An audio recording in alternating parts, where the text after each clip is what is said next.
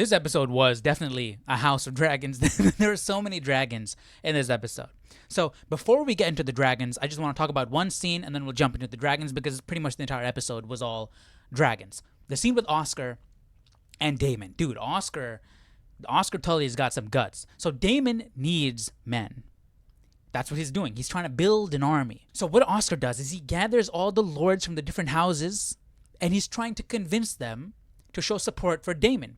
Because Oscar's predecessor, I think it was his grandfather, had shown support for whoever Viserys had chosen as heir, which was Rhaenyra. And Rhaenyra and Daemon, they're married, so Daemon is the king consort. So the dynamic between Oscar's a little kid, and the way he handled this situation was so awesome. That's why the scene was good. Daemon needs men. And the lords that were there are not huge fans of Daemon. Okay, so you would think that's a disadvantage for Oscar because he's trying to convince them to show support for Daemon. But what Oscar does is he uses that to his advantage. He calls Daemon Prince, knowingly calls him Prince, showing disrespect to Daemon. Okay, in front of those people, gaining their favor, and Daemon claps back, saying, "Boy, show some respect. Call me king." So immediately, Oscar put Daemon on the defense, okay? The people, I'm sure the lords picked up on that. I'm sure that's the reason why Oscar said what he said, okay? And so by doing that, Oscar is gaining more favor amongst the lords, right? He's showing that he's not siding. He's not like a simp for Daemon, okay? And so I'm sure that they gained respect for Oscar because of that. And hearing that, Oscar turns to Daemon, walks right up to him, and says, "You want my army or not?" And Daemon could not say a single word because he needs his army. He needs Oscar's army.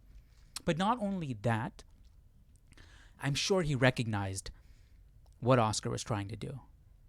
I'm pretty darn sure he recognized how that Oscar was playing the audience to their favor. And so he had to keep quiet. He had to keep quiet if he wanted to get what he really wants.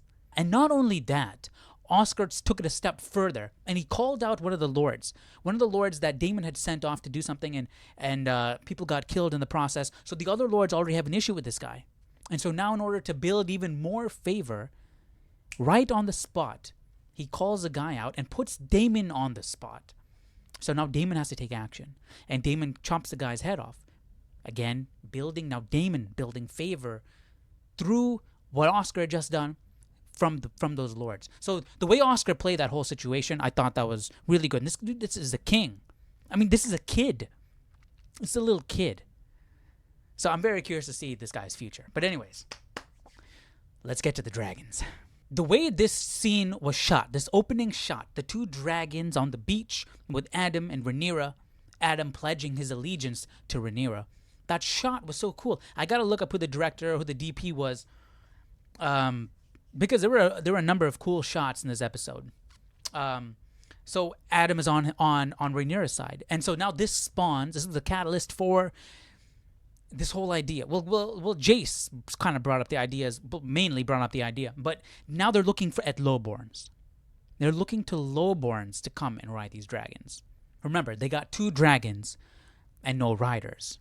So word goes out that they're looking for lowborns, people who are, illegitimate children of the royal Targaryen bloodline. And they're calling them to come test out one of these dragons.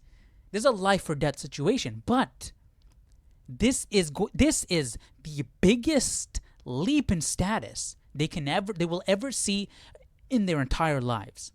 From absolute nobodies to mingling with the elite to riding a god, because that's what they believe. They believe these dragons are gods.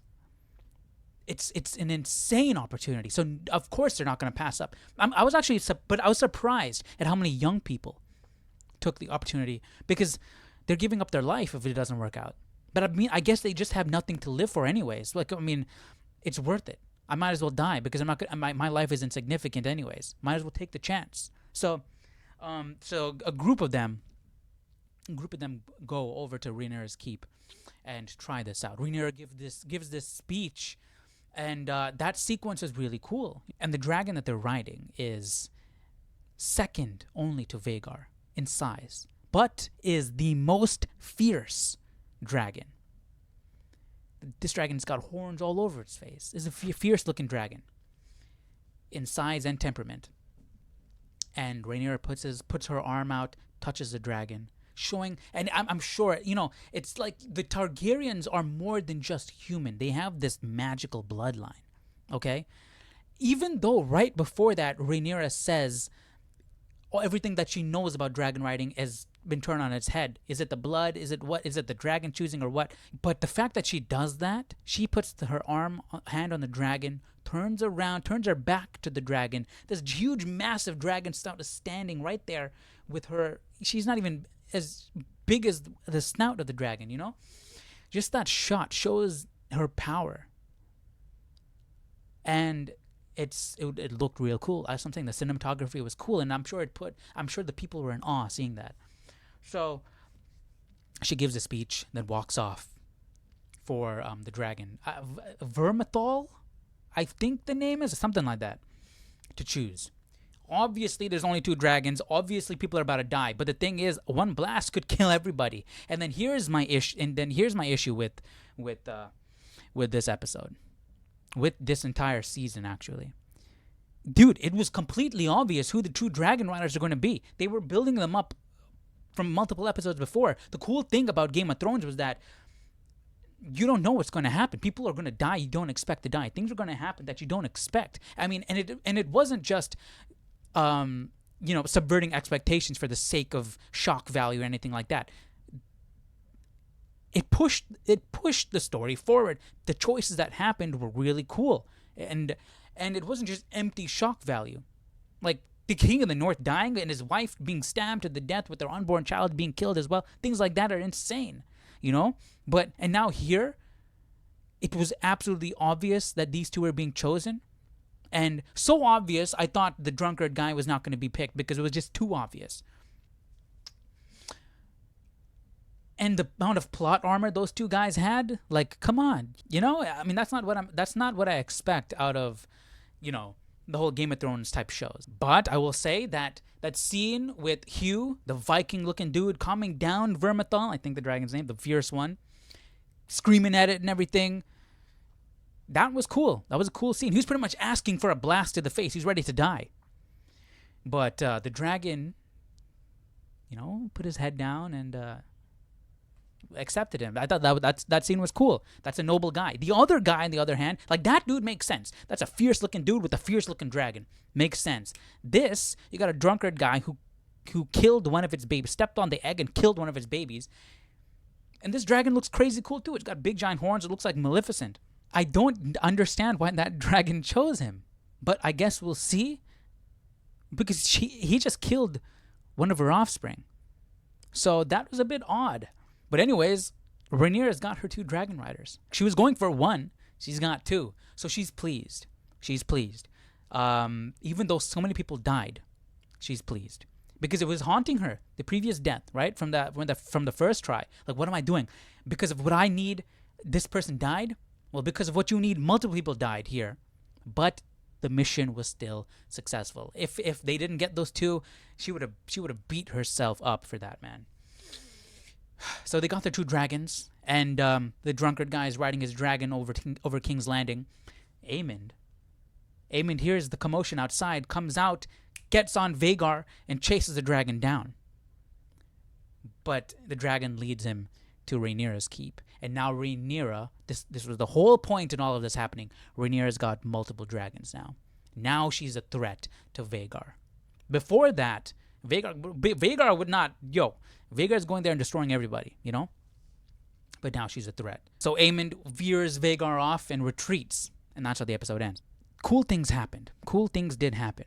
But it was still another build-up episode. The best episode of the season was the episode where Aemond blasted Aegon. That was the highlight of the season. Every single episode in this season has been a reflective episode of a previous one or build up to something. Okay, not much. Like, see, with Game of Thrones. Every episode ended on a cliffhanger, and every single episode pushed the story forward in a significant way. Things were happening. This episode, it didn't seem like things are not happening at the pace that we're used to with Game of Thrones. I don't know how the pacing is in the book, but this is an 8-episode season. Game of Thrones, every single season was 10 episodes. Last season of House of the Dragons was 10 episodes. So it seems like they stretched out the events, yet they could only fill 8 episodes. So if you guys have read the books, let me know. At this point in time in the show, how is the pacing in the books? I'm curious about that. One more honorable mention, one more scene. They had a scene with Viserys, a flashback with Viserys.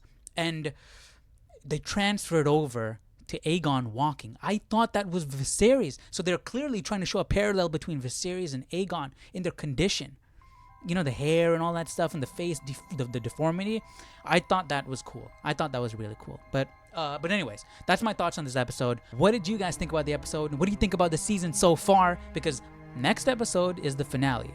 So all this build up, it better be worth it, man. This finale better be good. I hope it's good. But let me know your thoughts down below. And I'll see you all in the next video. Take care. Bye-bye.